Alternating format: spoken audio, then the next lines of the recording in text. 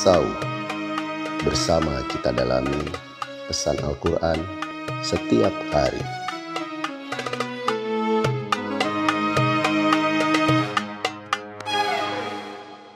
A'udzu billahi minasy syaithanir rajim. Marajul bahraini yaltaqiyan. Marajal bahraini yaltaqiyan. Allah menciptakan, mengatur sehingga dua bagian lautan yang memiliki sifat yang berbeda bertemu di suatu titik.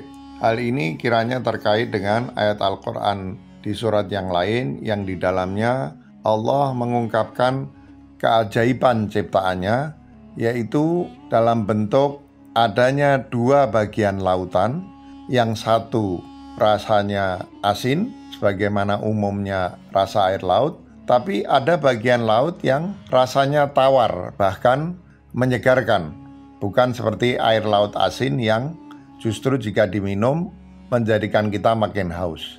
Nah, Allah SWT menunjukkan adanya bagian dari lautan yang di dalamnya ada dua bagian lautan dengan beda rasa, yang keduanya bertemu di satu jalur, ya. Tempat hidup bagi berbagai jenis hewan laut, tumbuh-tumbuhan laut, ada juga bagian laut yang terasa tawar dan menyegarkan. Oleh karena itu, sebelum ayat ini Allah sekali lagi mengulangi ayat yang berusaha mengingatkan manusia akan besarnya nikmat Allah yang telah dikaruniakannya kepada umat manusia, yakni fabi ayyi ala'i rabbikuma tukadziban. Maka nikmat Allah yang manakah, karunia Allah yang manakah yang akan kau dustakan? Ini tentu saja suatu hal yang ajaib dilihat dari segi aturan alam atau hukum alam yang bersifat umum. Tapi bagi Allah hal seperti ini bukanlah sesuatu yang sulit, ya. Nanti akan kita lihat bahwa ayat ini selain bermakna wujud dari karunia atau nikmat Allah kepada manusia, pada saat yang sama juga memiliki makna yang simbolik, ya. Bahwa alam semesta ini oleh Allah Subhanahu wa Ta'ala diciptakan dalam bentuk lapisan-lapisan yang berbeda.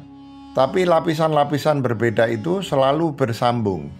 Misalnya dalam hal apa yang disebut sebagai martabat wujud, ya, tingkat-tingkat wujud.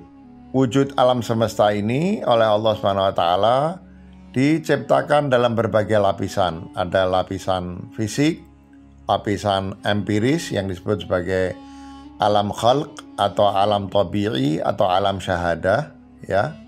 Kemudian ada alam barzakh, alam antara, kadang disebut sebagai alam khayal atau alam jiwa, ya, alam imajinal. Kemudian di atasnya ada alam ruhani.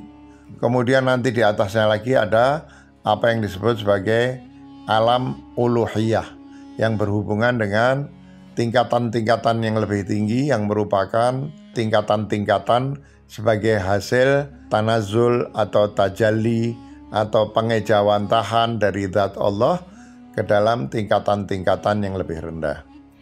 Alam semesta ini oleh Allah diciptakan sebagai memiliki lapis-lapis yang berbeda, tapi antara satu lapis dan lapis yang lain itu bersifat kontinu, tidak bersifat diskret, ya. Nah, Allah SWT di ayat yang akan datang, yang akan saya baca setelah ini, akan menunjukkan batas di mana kedua lapis itu bertemu, tapi tetap ada bagian yang memisahkan keduanya. Itu yang disebut sebagai barzakh. Barzakh itu adalah garis batas yang memisahkan dua lapis ciptaan. Ya, misalnya barzakh dipakai untuk menggambarkan alam antara kehidupan dunia dan kehidupan ukhrawi yang bersifat rohani.